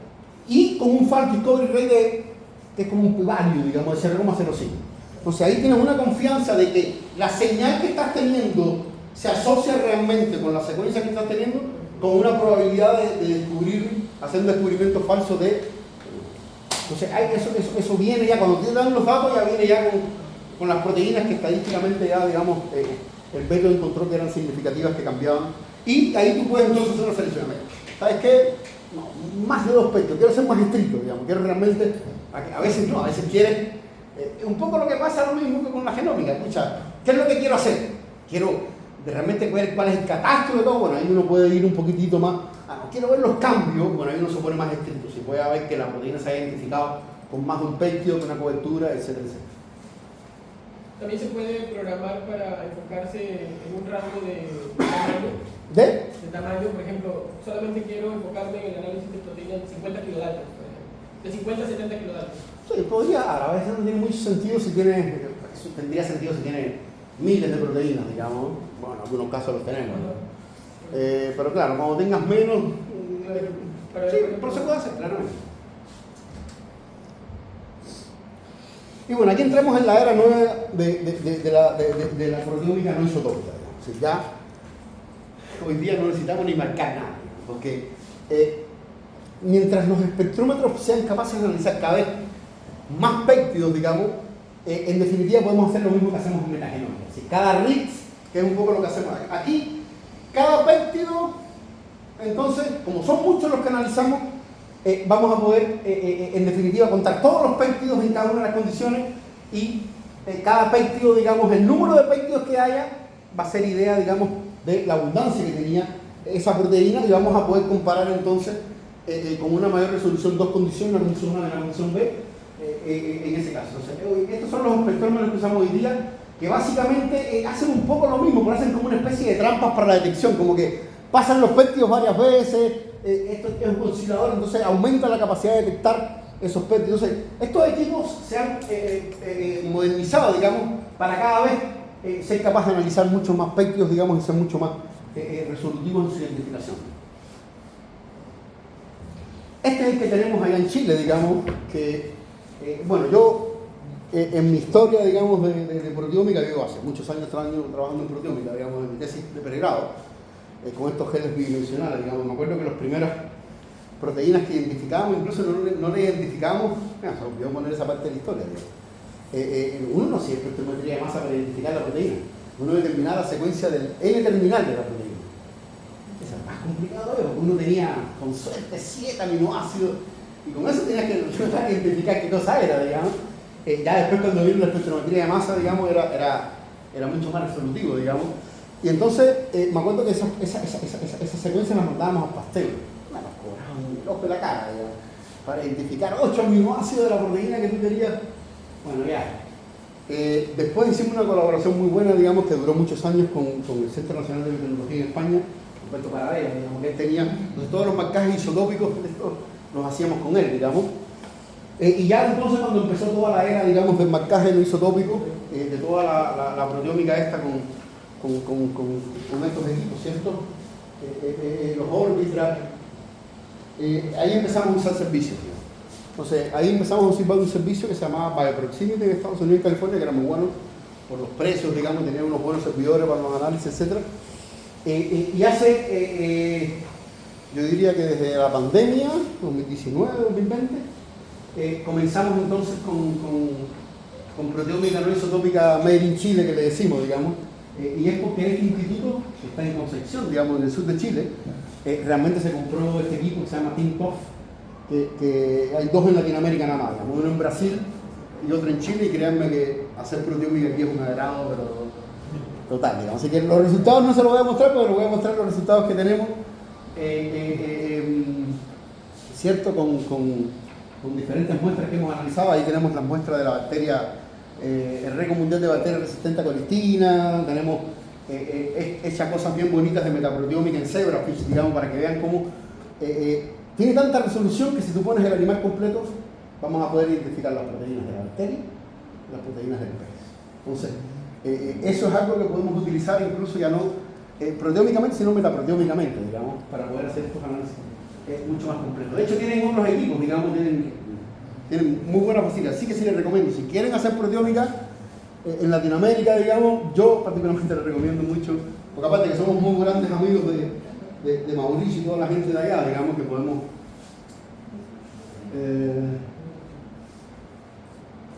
bueno, esto nada que ver, esto era viejo, esto era de las clases. Entonces, resumiendo, ¿cierto? Tenemos la Old School Proteomics, que la principal diferencia y la principal problemática era que la separación acá, ¿no? Esto aquí sufríamos que era una locura, digamos, y eso hacía realmente muy poco sólido, digamos, los resultados de proteómica, digamos, porque tenía, yo con suerte en el trabajo que publicamos de genes bidimensionales sacamos 25 proteínas que cambiaban, y eso era hoy día cuando vamos a ver los trabajos que tenemos con proteómica, sí son miles de péptidos, miles de proteínas que podemos identificar, digamos, y que cambian. Entonces, pasamos de esta proteómica Old School, entonces, a esta proteómica, digamos, en la cual o podemos usar chemical labeling, ¿cierto?, para marcar un proteoma de una condición en otra, y después por esta relación, digamos, vamos a poder identificar cuáles eran los cambios, o ya hoy día, digamos, hacemos sencillamente label free quantification. Cada péptido, digamos, identificado, digamos, cuenta, digamos, para poder de alguna forma estimar, digamos, cuáles son los niveles de cambios, digamos, que tienen esas proteínas. Entonces, fíjense cómo hemos un poco lo mismo que pasó con la genómica, ¿cierto? Tenemos cada vez más metodologías. De hecho, cuando le dé la clase, voy a empezar se me olvidó poner la última metodología que existe hoy día, se llama ultrametaproteómica, UMETAP, que la desarrolló un investigador español que trabaja en la Universidad de Viena, digamos, con el cual la gente de Melissa tiene colaboración, y estamos ahora colaborando con ellos, digamos, estamos unas muestras que son de un lugar de la Antártica, digamos, queremos comparar todas las metodologías que nos mostró Andrés de metagenómica que hacemos, es decir, aislar DNA y hacer tanto secuenciación Illumina, ¿cierto?, como secuenciación Nanopore, y comparar entonces con ultrametaproteómica, digamos, para ver realmente si somos capaces de rescatar la misma diversidad, digamos, con ambas metodologías y de alguna forma comparar. Así que les prometo, como no alcancé a ponerlas a esta, en la próxima clase voy a empezar con un Metapé, digamos, y de hecho el proyecto que estamos escribiendo ahora, que mandé esta semana mientras estuve acá, que vamos a identificar el fósil viviente más antiguo del mundo, digamos, también vamos a hacer una colaboración con David, digamos, usando esta metodología. Fíjense que hay cosas más locas que podemos hacer con esta cuestión de la proteómica, digamos, incluso con las metodologías más antiguas, digamos, como es el MALDI. A pesar de que el MALDI es muy antiguo, se sigue usando mucho, digamos, porque es bien poderoso esto si yo tengo genomas de referencia y solamente con determinar la masa de espectro, digamos, poderlo asignar, eso es importante para muchos casos, digamos. Y de hecho vamos a ver después que muchos de los microorganismos, de hecho el IES, el Instituto de Salud Pública de Chile, identifica los microorganismos como por espectroscopía de masa. Porque claro, hay metodologías que hoy día están a punto, digamos, pues vamos a verla después, digamos. Entonces, el MALDI sigue siendo, a pesar de que para estas cuestiones de hacer los catastros y comparar dos condiciones no se usa ya, digamos, para esta metodología, por ejemplo, sí se usa mucho, digamos. Y esto es una metodología que es una técnica que de alguna forma permite visualizar ahora la distribución de un determinado péptido que yo quiera escoger, digamos, en una muestra compleja. Entonces, ¿cuál es la gracia de esto? Que el MALDI es como una especie de placa donde uno antes ponía la proteína, pero uno puede poner realmente en determinadas dimensiones, digamos, por ejemplo, un tejido. Entonces, al final la incidencia de la luz es la misma, digamos, y la detección es igual. Entonces, básicamente lo que podemos hacer es decirle al equipo, mire, aquí tengo el MALDI, ¿cierto? Incido los electrones, el ion primario, los secundarios los detecto, y de alguna forma le digo al programa, mire, muéstreme la distribución en toda la muestra de tal péptido. Quiero solamente el péptido de masa carga 184 o el péptido de masa 834.4, etcétera, etcétera. Entonces, lo que voy a tener es una representación en un tejido o un animal incluso entero, porque podemos poner un pesebre aquí chiquito, cuál es la distribución de un determinado péptido. Y créanme que esto ha sido una revolución en la parte de diagnóstico, digamos, porque claramente si tenemos un péptido que de alguna forma sabemos que es identificador, digamos, de alguna enfermedad, etcétera, podemos entonces hacer cosas preciosas, digamos, como estas, por ejemplo, en epitelios de mamíferos, ver la ubicación de determinadas proteínas. Y fíjense, aquí estamos ya viendo otra ventaja de la proteómica con respecto a la metagenómica o a la genómica en general, digamos así. Ya la ubicación de las proteínas, vamos a ver después, cuando terminemos la última parte de genómica funcional, ya nos da algunas pistas, digamos, en el caso de que no tengamos cuál es la función de esa proteína, digamos. Mira, se ubica acá en el epitelio, se ubica en tal lugar. Entonces, la localización de las proteínas es parte también, digamos, de las técnicas proteómicas que nos permiten saber cuál es la función de esas proteínas. Entonces, fíjate, es un trabajo que no les puedo mostrar mucho detalle, digamos. Esto es un colega que tenemos, bueno, que realmente es muy amigo de Rosalba Lagos, con quien trabaja con Andrés Mancoleta, digamos. Es una profesora con la que hacemos los cursos de microbiología. Y esto es un trabajo de Roberto Colter, digamos, de Harvard. Muy lindo, digamos, donde vean que él acercaba dos colonias y lo que pasaba con una colonia influía en el fenotipo de la otra, digamos. Entonces, fíjense cómo se acercaba y se ponicía eso rojo, esta colonia que estaba así se convertía en este tipo de colonia. Entonces, ¿cuál era la molécula que producía la colonia A? Bueno, aquí está la lograron identificar. Como no sé cuáles son los péptidos, encontraron 3 péptidos que de alguna forma tenían este comportamiento, digamos, que sí. Entonces, de esa forma podemos identificar, digamos, incluso en una muestra compleja, la ubicación de una determinada péptido, digamos, que queremos saber su ubicación, digamos, como en estos controles también, etcétera, etcétera. Algo hablamos de Culturomics, digamos, fíjense que el Culturomics, como les decía, también tiene parte de proteómica, digamos, porque como les digo, mucha de la identificación, y esto es lo que hace el ISP, digamos, esta vía es la que hace el ISP, digamos, la identifica precisamente con microorganismos, no solamente con con 16 sRNA que podemos identificarlos, sino que podemos identificar también los microorganismos con Malvern, digamos, y eso es un poco lo que quería mostrar acá. Fíjense, el equipo, digamos, que básicamente vende Bruker para poder identificar. Aquí el problema es grande, digamos, no es menor, y es lo caro que son las bases de datos de identificación, porque aquí el negocio de ellos es que como ellos tienen la base de datos de cómo debería dar este peptidoma, digamos, de Escherichia coli, porque aquí es como, ¿cierto? Es como el fingerprint. ¿Cuál es el fingerprint de Escherichia coli? Para que cuando yo vea un fingerprint similar, decir, esta es Escherichia coli, esa base de datos es carísima. Entonces, y lo otro es que tiene un sesgo terrible, porque claramente es una cuestión clínica, digamos así. Así que, por masa, nosotros tratamos por ejemplo, muchas de las proteínas de nosotros, que como teníamos este vínculo con el ISP, disculpa, algunas de las proteínas algunos de los aislados, digamos, ¿cierto? Que sabíamos que eran múltiples resistentes, le dijimos al ISP, oye, pero no, es imposible lograr identificarlos, digamos, por esta metodología, porque las bases de datos están cargadas, digamos, con microorganismos clínicos y sería muy difícil identificarlos, digamos, con esta metodología. Dentro de los géneros, entonces, dentro de los géneros, el fingerprint sería muy variable. Sí, aquí lo ves, de hecho, ahí está. Aquí ven diferentes especies, como de alguna forma lo que hace es asignarlo, digamos, como una especie de PSA, y dice, bueno, esto es pseudomonas aeruminosas, si es que.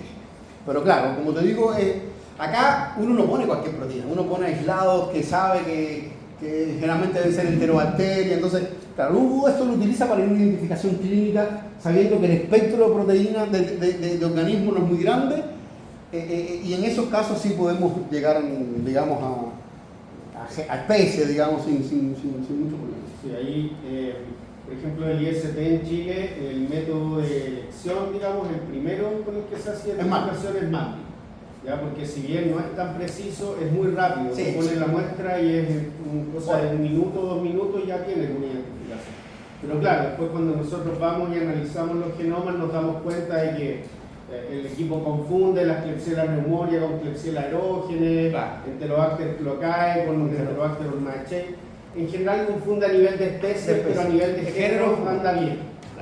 ¿Ya? Pero eso para microorganismos clínicos, ¿ya? Porque los microorganismos raros del ambiente no van a estar en la base de datos y por lo tanto la identificación va a ser lo más cercano, pero no es confiable. Claro.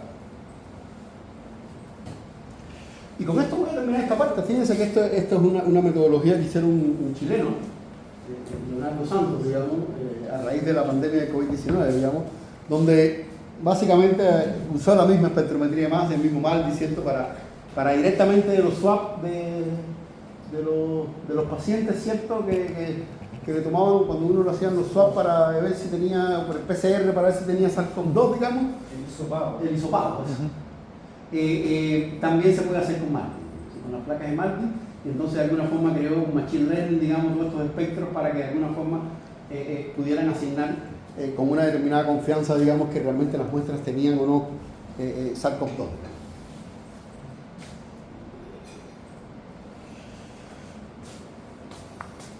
Epigenómica. Bueno, las proteínas se modifican, los DNA también, ¿cierto? Y todas las moléculas de las células se modifican, digamos, tanto las proteínas como el DNA, como el RNA.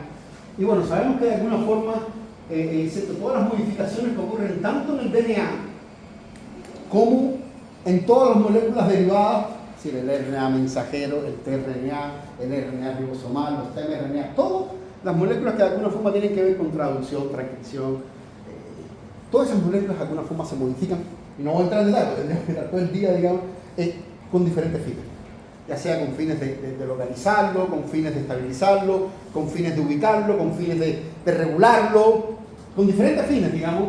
Estas moléculas son de alguna forma modificadas, digamos. Es decir, esto puede aumentar la velocidad de traducción o disminuirla, acumular las proteínas para degradarlas, fragmentarlas, etcétera, etcétera. ¿Sí? Exportarlas, es decir, no entrar en detalle de cuáles modificaciones hacen qué cosa, pero sabemos que en las células muchas de estas moléculas se modifican para poder controlar de alguna forma su localización o su expresión. Y eso es algo que ustedes saben que ha sido muy estudiado, digamos, porque esto es una forma que tenemos de regular los genes sin que vean un factor transcripcional que haga que aumenten y disminuyan ese proceso. Si podemos modificar de alguna forma el DNA de una molécula para silenciarla. Entonces, eso sabemos que hoy día tiene un correlato con el medio ambiente, digamos, hay muchísimos organismos que la forma en que regulan la expresión de sus genes, al menos en las primeras generaciones, no es mutando los genes, no es cambiándolos, sino que modificándolo. Bueno, pues veamos qué pasa si hacemos estas modificaciones y aumentamos los niveles o disminuimos, y con eso es muy probable, digamos, que podamos regular muchísimas cosas. Y bueno, y hoy día podemos muchas de estas modificaciones también poderlas estudiar por muchas de las técnicas que hemos visto de secuenciación. Muy buena arriba, porque estas cosas no las hacemos nosotros, digamos. Pero queríamos de alguna forma también mostrarles esta. Bueno, aquí como mismo tenemos cierto genómica y transcriptómica, acá tenemos epigenómica e epitranscriptómica. Tanto el DNA como las moléculas derivadas, mRNA, tRNA, RNA ribosomal, se modifican. Entonces, de alguna forma, epigenoma entonces serían todas las modificaciones clínicas y estructurales que tiene tanto el DNA como la cromatina, ¿cierto? Y la epitranscriptómica entonces serían las modificaciones químicas que tiene entonces el RNA, todo el RNA mensajero, el transcripcional que tiene. Entonces, los niveles de regulación, bueno, ¿para qué sirven estas modificaciones a nivel del DNA? Bueno, para activar o silenciar determinados genes, digamos. ¿Y para qué sirven estas modificaciones en el epitranscriptoma? Bueno, para procesamiento, ubicación, estabilidad y traducción, digamos, de ese RNA en general. Las modificaciones, vamos a verlas después en otra diapositiva. Bueno, aquí las fundamentales son las metilaciones, las acetilaciones y las fosforilaciones, eso a nivel de DNA, y también las metilaciones de las histonas, digamos. Aquí, en la epigenómica, recuerden que podemos estudiar tanto las modificaciones que tiene el DNA como las que tienen las proteínas que cubren el DNA, como son las histonas, digamos. Ambas se pueden analizar. Y en el caso de las modificaciones claves de los RNA, las fundamentales son estas: la pseudouridina, la metilación de citonina en la M5C, digamos, y la M6A, que es la metilación en adenina. Las herramientas entonces que podemos identificar, bueno, vamos a ver que muchas son ChIP-seq y no vamos a entrar en muchos detalles porque son muchas, pero vamos a ver cómo con nanopore, en definitiva, hoy día podemos estudiar estos cambios que ocurren a nivel del RNA. Y bueno, el impacto biológico, por supuesto, poder estudiar tanto la estabilidad como la regulación, digamos, del desarrollo. Entonces, como digo, ¿cuáles son las modificaciones en el DNA? Las fundamentales son estas, ¿cierto? Esta metilación en la 5-metilcitosina, digamos, esta es una de las, lejos la más estudiada, digamos, en todo, digamos, porque es la que más se conoce, ¿cierto? Que tiene una función irregular en silenciar de alguna forma la expresión de los genes, y se sabe también, y ha sido muy estudiada, digamos, porque de alguna forma alguna desregulación en la modificación de esta modificación, digamos, posttranscripcional, ocurre en muchas personas que tienen cáncer, digamos. Si algunos de los genes que se desregulan en cáncer, realmente la forma en que se desregula es precisamente con estas modificaciones que ocurren en el RNA, que empiezan a no ocurrir o a ocurrir de forma alterada. La hidroximetilación también es otra, digamos, que en este caso regula, digamos, la plasticidad genética en diferentes tejidos, y la modificación de base oxidada sería la otra de las modificaciones que tiene el DNA. En el RNA son muchísimas más modificaciones, digamos. De hecho, no siempre las que ocurren en el RNA ribosomal son las mismas que ocurren en el tRNA o en los tmRNA, digamos, pero fundamentalmente estas son los cambios, ¿cierto? La metilación de la adenina, la M6A, ¿cierto? Que esa ocurre en casi todas las moléculas, en mensajeros, en los tRNA, en los RNA ribosomales, todo, digamos. Y esta se regula entonces de alguna forma el procesamiento, digamos, y la traducción de estos genes, digamos, y cómo de alguna forma eso lo ubica en el ribosoma para la traducción, etcétera, etcétera. Y bueno, vamos a entrar en detalle en las otras modificaciones, pero aquí vean cómo eso le va a quedar la diapositiva, digamos, de cómo estas modificaciones de alguna forma cada vez se estudian más, digamos, que son esenciales, digamos, para la formación, sobre todo de las estructuras que tienen que ver con el ribosoma, digamos. El ribosoma aquí, para poder estructurarse bien y poder ocurrir todo lo que se necesita, digamos, esas modificaciones son esenciales. Entonces, ¿cómo podemos estudiar algunas técnicas epigenómicas, digamos? Bueno, una de las formas es la inmunoprecipitación con cromatina, digamos, y es que básicamente sabemos que los fragmentos de DNA podemos de alguna forma modificar, podemos inmunoprecipitar, ¿cierto?, las histonas que están modificadas, y lo que hacemos en definitiva en muchos de estos casos es secuenciar, ¿cierto?, los DNA que están unidos a esas proteínas, digamos, y entonces podemos asignar después con la distribución computacional cuáles eran las bases, digamos, que estaban siendo modificadas o no con histonas, digamos. Pero la fundamental, digamos, bueno, y hay otras técnicas transcriptómicas que también son similares, digamos, que se basan básicamente en modificar, digamos, y después inmunoprecipitar, ¿cierto?, las bases que están siendo modificadas para poder leer, digamos, cuáles eran esas modificaciones. Fíjense, todas las modificaciones que se pueden de alguna forma identificar, digamos, con esta metodología. De hecho, me falta un gráfico acá, digamos, pero no voy a ponerlo. Y bueno, la revolución ahora que está teniendo, digamos, en todo esto es decir, muchas de estas metodologías que se usaban, digamos, a veces lo que hacían era modificar la base. Es decir, uno modifica la base y después la base modificada uno la puede detectar, digamos. Pero esas modificaciones que se hacían con bisulfito y algunas cosas afectaban el DNA, lo fragmentaban, era bien complicado, digamos. De hecho, hay mucho, yo creo que uno de los campos más controvertidos, digamos, que es cuando sale un artículo, este es el epigenoma humano en cáncer, y cuando sale otro dice, oye, nada que ver, esos marcadores no son así. Hay mucha controversia, digamos, precisamente porque las metodologías no son muy resolutivas, digamos. Y es acá donde Nanopore realmente, digamos, el poder es un poco lo mismo que pasó con la secuenciación, digamos, ¿sí? El poder secuenciar, digamos, completamente una molécula larga, extendida, digamos, es una ventaja muy grande, digamos, para poder determinar precisamente, digamos, los cambios que están ocurriendo en estas moléculas. Esto cuando son en moléculas mucho más chicas que dependen de amplificaciones, de mucho tratamiento de la molécula y no de algo directo, digamos. Si pongo el DNA y secuencio, paso por un poro y detecto, eso ha sido una revolución precisamente en todo lo que es las modificaciones del DNA y el RNA, gracias precisamente a Nanopore, digamos. Entonces, fíjense que todas estas metodologías donde de alguna forma convertíamos o inmunoprecipitábamos, tienen sus ventajas y se usan mucho todavía, digamos, pero realmente tienen una problemática, digamos, que como vamos a ver en las técnicas epigenómicas con long sequence reading, digamos, con las secuencias largas que se pueden tener en Nanopore, son mucho más, ¿cómo se llama esto? Precisas, digamos. Y fíjense, ¿por qué? Sin muchos detalles, digamos, Andrés le explicó que el nano, por cierto, esto es una proteína que, bueno, tiene proteínas motoras accesorias, digamos, por las cuales el DNA pasaba, digamos, y de alguna forma cuando se deshacía, pasaba cada una de las bases, era capaz de detectar, digamos, qué base era. La base de la secuenciación era esa. Bueno, ¿qué fue lo que notaron estas personas? Que cuando claramente la base pasa, digamos, y tiene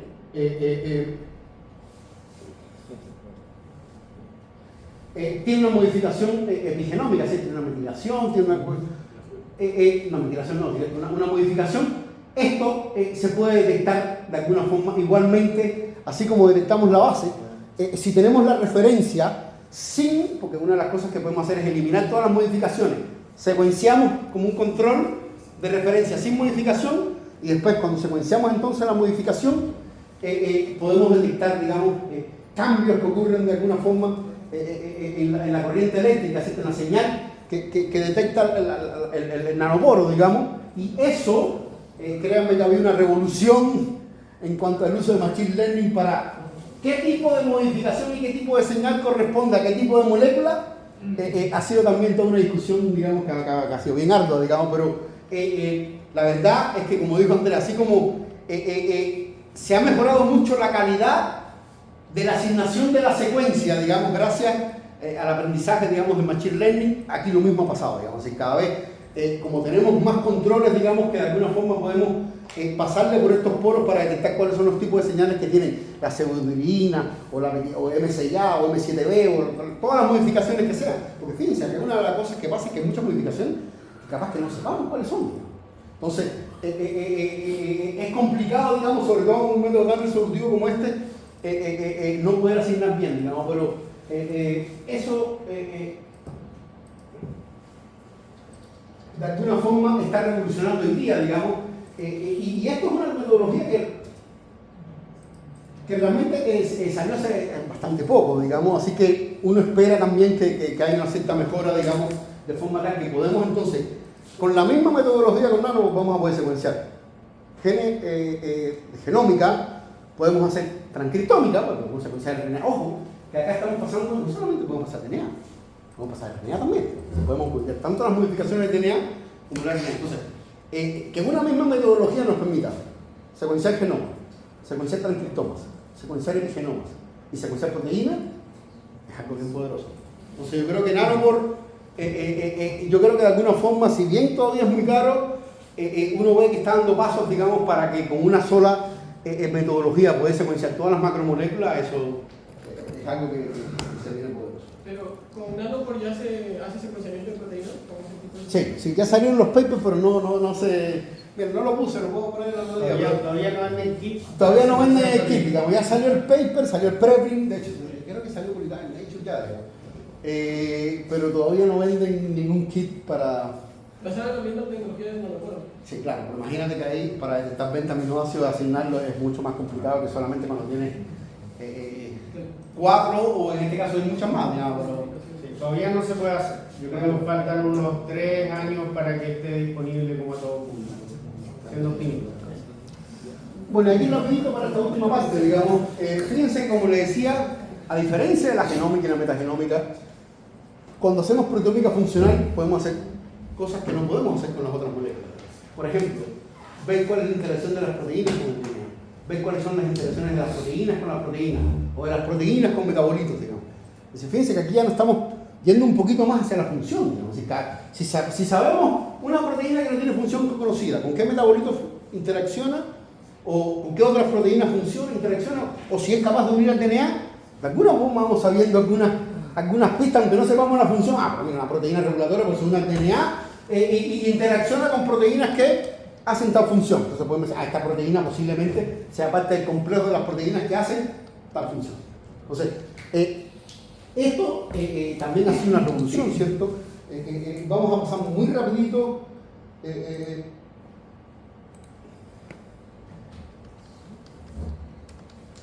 Este es el primer chipset, digamos, de hecho ya lo hablamos ya, digamos, el primer paper del año 2000, imagínense usted. Fíjense que esto era algo bien, o sea, no era sencillo, digamos, pero bueno, es la base de la inmunoprecipitación. ¿Qué queremos saber acá? Queremos una proteína en particular, ¿cierto? Que queremos estudiar. Imagínense ustedes, faltó el regulador más, que más les gusta a ustedes, digamos, Tata Binding Protein. Queremos saber, bueno, Tata no, Tata es muy complicado. GAL4, digamos, que es el caso del ejemplo que creo que utilizan acá. Que sabemos que es un regulador, ¿cierto? Que se une a los sitios del regulón de la galactosa, digamos, para activar todos los genes cuando hay presencia de galactosa. Queremos estudiar a qué sitios del genoma esa bacteria es capaz de unirse. No solamente a los que conocemos, digamos, los que los estudiamos como hacía la bioquímica, digamos, 1 a 1. Ya sabemos que con bioquímica 1 a 1 el departamento de genética y bioquímica descubrió que GAL4 se une al gen GAL8, a tal. Pero queremos hacer la pregunta, ¿a qué otros genes del genoma es capaz de unirse este regulador? ¿Se regulará solo galactosa? ¿Regulará otros genes, digamos? Y entonces ahí es donde vino toda esta metodología de chipset, digamos. Que fíjense que en este momento lo primero que hacíamos era, imagínense que en este caso queremos GAL4 es la proteína que es un triángulo. Entonces, ¿qué es lo que hacíamos? Hacíamos un crosslink en vivo, es decir, poníamos la bacteria en la condición que queríamos, hacíamos un crosslink de forma tal que las proteínas y el DNA quedan juntas, digamos. Fraccionábamos este DNA en pedacitos y fíjense que de todos estos pedazos, el único que queremos es los triángulos, digamos. Por lo tanto, había que haber un paso donde teníamos que inmunoprecipitar solamente de todos los factores transicionales unidos a DNA, los círculos, los redondos, los cuadrados, los rómbicos, solamente queríamos los triángulos. ¿Ya? Y después entonces, cuando teníamos los triángulos, aquí teníamos entonces las secuencias a las cuales hacíamos un descrosslinking, ¿cierto? Un reverso crosslinking. Y estos fragmentos, ¿qué representaban? Representaban los sitios a los cuales estaba siendo unido este factor transcripcional, y esos sitios los podríamos identificar. En este caso, lo hicieron con guerreros de DNA. Hoy día, claramente lo hacemos con secuenciación masiva, digamos. Si hoy día lo que tomamos es todas estas moléculas, digamos, y las secuenciamos, y así sabemos entonces todo el catastro de genes en los cuales GAL4 se ubicaba para activar la transcripción de los genes. Fíjense que aquí descubrieron que GAL4 no solamente se une a genes que tienen que ver con la galactosa, sino que incluso a genes que tienen que ver con hierro, con FUR y otros genes que no tienen que ver con... Entonces, de esa forma, claro, nosotros le pusimos GAL4 porque alguien lo descubrió relacionado con galactosa, pero hay muchos reguladores transcripcionales que en bacterias tienen un nombre porque así fue como se descubrieron y realmente no tiene nada que ver con la función, el FO, digamos. Se reguló, claro, porque tenía que ver con fosfato, y claro, es casi un factor que regula la virulencia y muchísimas más cosas, digamos, pero claramente uno le pone el nombre en base a las primeras evidencias, pero cuando uno puede hacer este tipo de estudio, ve cuán generales o cuán particulares pueden ser estos factores transcripcionales para regular diferentes genes, digamos. Aquí, este es el ejemplo que hicieron con GAL4, ¿cierto? Como este 12, que es otro gen que tiene que ver con el ciclo celular, digamos, y también descubrieron nuevos genes blancos, digamos, que no se sabía que estaban regulados por este factor transcripcional. Y fíjense que eso...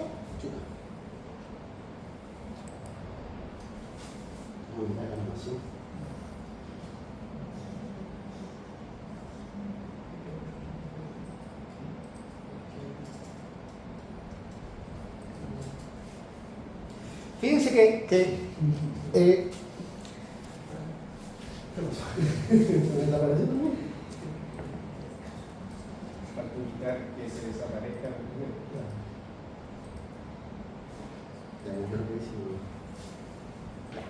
Entonces, fíjense que alguien en levadura quiso hacer eso. Fíjense que lo anterior era con GAL4.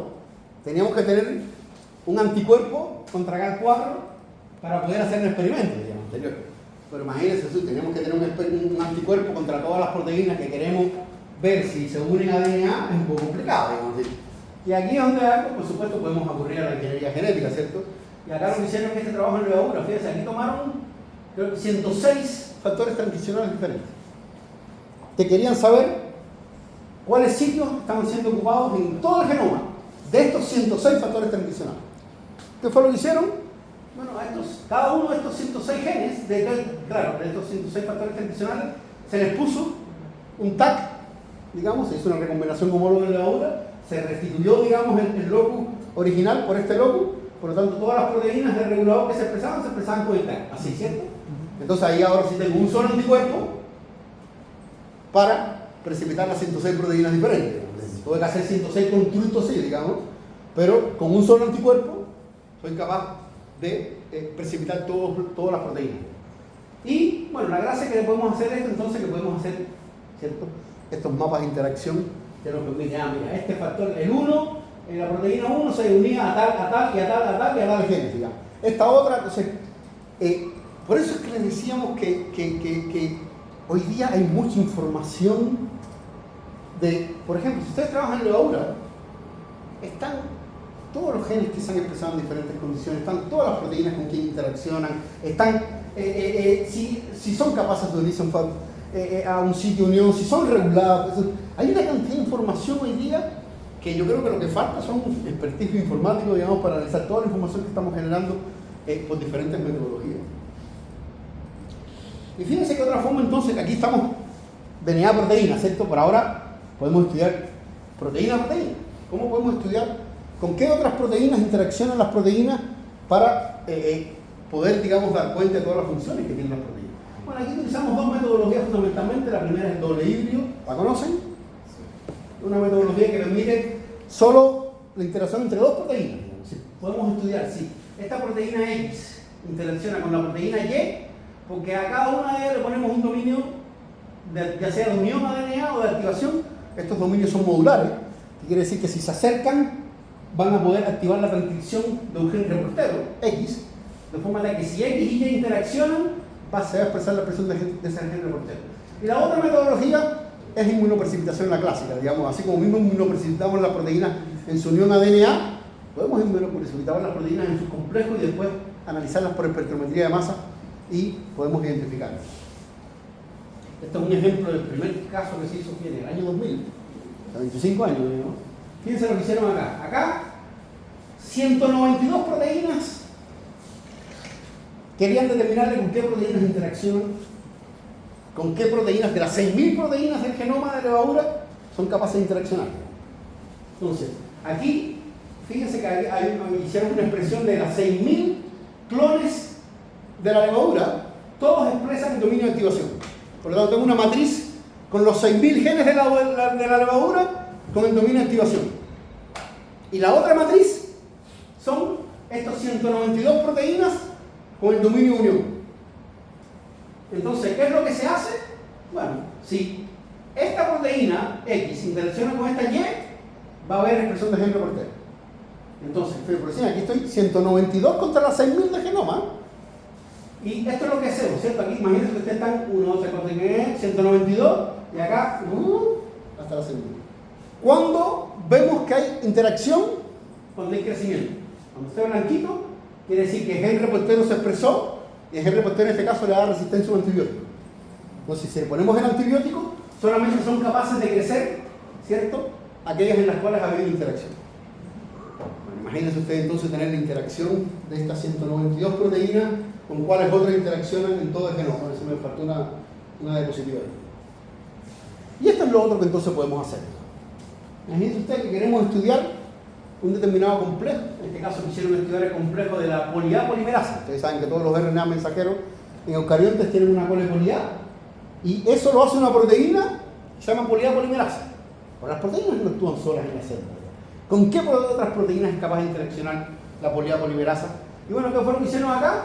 La misma historia anterior. Fíjense que le pusieron todas estas proteínas que están subrayadas, ¿cierto? Empezando por la polidad polimerasa que está acá, ¿no? Le pusieron un tag. Las inmunoprecipitaron y vieron cuáles de todas las proteínas, todas estas proteínas las identificaron por espectrometría de masa, ¿no? Y entonces, de alguna forma pudieron reconstituir completamente cuál es el complejo de la polidad polimerasa. Y fíjense que si se fijan, hay algunas proteínas que tienen nombre, PAP1, FP, esas eran proteínas que se conocían, que forman parte del complejo. Pero fíjense que hay algunas proteínas que, bueno, no ven muy bien ahí, pero el nombre este es YCR1756. ¿Qué quiere decir eso? Es un gen que no tiene función conocida. Esa es la nomenclatura del gen. Y es GIS, O es el número de cromosomas, el 16 hasta la 16. R es si está en el lado derecho o izquierdo del centrómetro. El 179 es la posición y C es si está en la cadena próxima o crítica. Es un código. Si este gen no tenía función conocida, este gen no tenía función conocida, este gen tampoco tenía función conocida. Bueno, a partir de este experimento podemos decir que siguen sin función conocida, pero forman parte del complejo de la polidad polimerasa. Algo tendrá que hacer que permitirá que se ubique. No sabemos. Y esto mismo podemos hacerlo, hoy día salió una metodología, no hace mucho, digamos, que podemos identificar los metabolitos. ¿Sí? ¿Cuál es la interacción de los metabolitos con las proteínas? Y esto se basa básicamente, digamos, en esta probabilidad, ¿cierto?, que tienen cuando es como una especie de cross-linking, ¿cierto?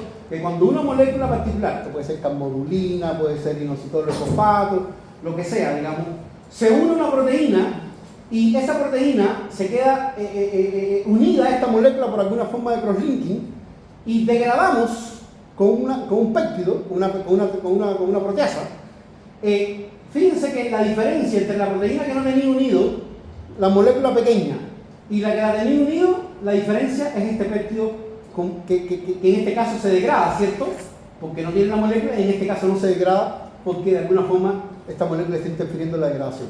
Entonces, gracias a este cambio que podemos detectar, digamos, podemos detectar cuál es exactamente la ubicación de, primero si interaccionan o no esta molécula con esta proteína y en qué lugar interaccionan. Y fíjense, podemos hacer este tipo de mapas de interacción proteína-metabolito, digamos, donde tenemos aquí todas las proteínas del genoma que interaccionan con aminoácidos, con ácidos orgánicos, con azúcares fosfatos, con nucleósidos, etcétera, etcétera, etcétera. Entonces, fíjense cómo vamos pasando a hacer, así como la retroexcavadora, así como la pesca, no artesanal, la pesca de arrastre, digamos. ¿Sí? Estamos llevándonos todo, puede ser que algunos de estos, Pero esto es una información muy grande, pero sobre todo para las personas que trabajan con este tipo de proteínas.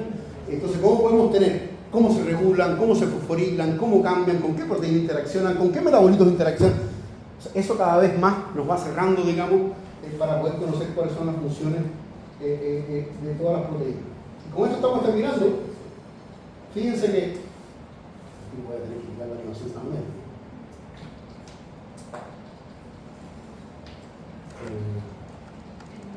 Es bien raro ese quinto.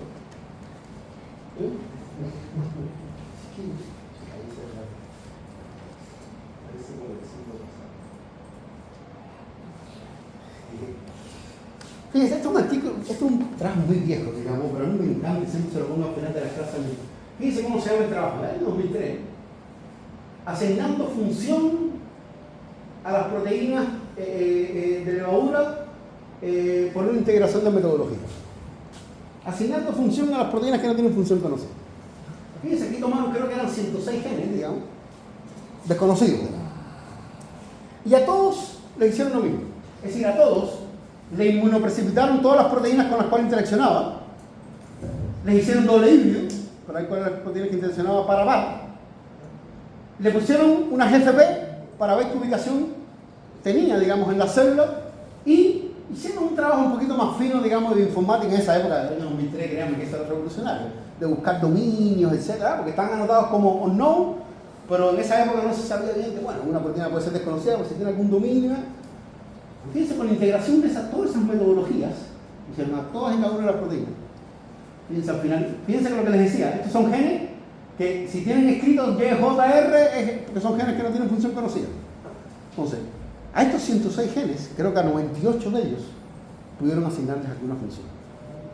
Y claro, la función puede ser que está relacionado con, no es que es la proteína que hace eso, pero fíjense que al final, gracias a todos estos análisis, bueno, de cómo lo pude ubicar, de con quién interaccionó, podemos de alguna forma decir, bueno, esta proteína forma parte del sistema de recycling de ribosoma, o esta, no sé, eso es lo que queremos en definitiva, ¿cierto? Para poder dar cuenta, digamos, de cómo funciona una célula, con qué otras proteínas interaccionan. Es por eso que la proteómica tiene la fortaleza no solamente de poder caracterizar, ver, sino que ir un poquito más allá sobre la funcionalidad, digamos, que tienen los genes y las proteínas que forman parte, digamos, en un organismo. Así que recordemos siempre entonces que este compadre, si bien genera muchos datos, digamos, todavía dependemos de estos para detectar, digamos, cuáles son las funciones después de mostrarlas, que puedan tener estas funciones, estas proteínas.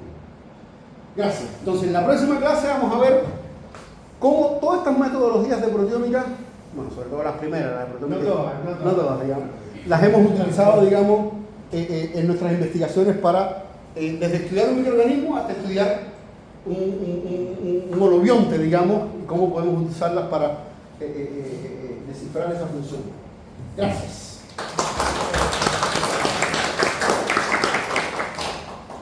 Bien, nos vemos entonces a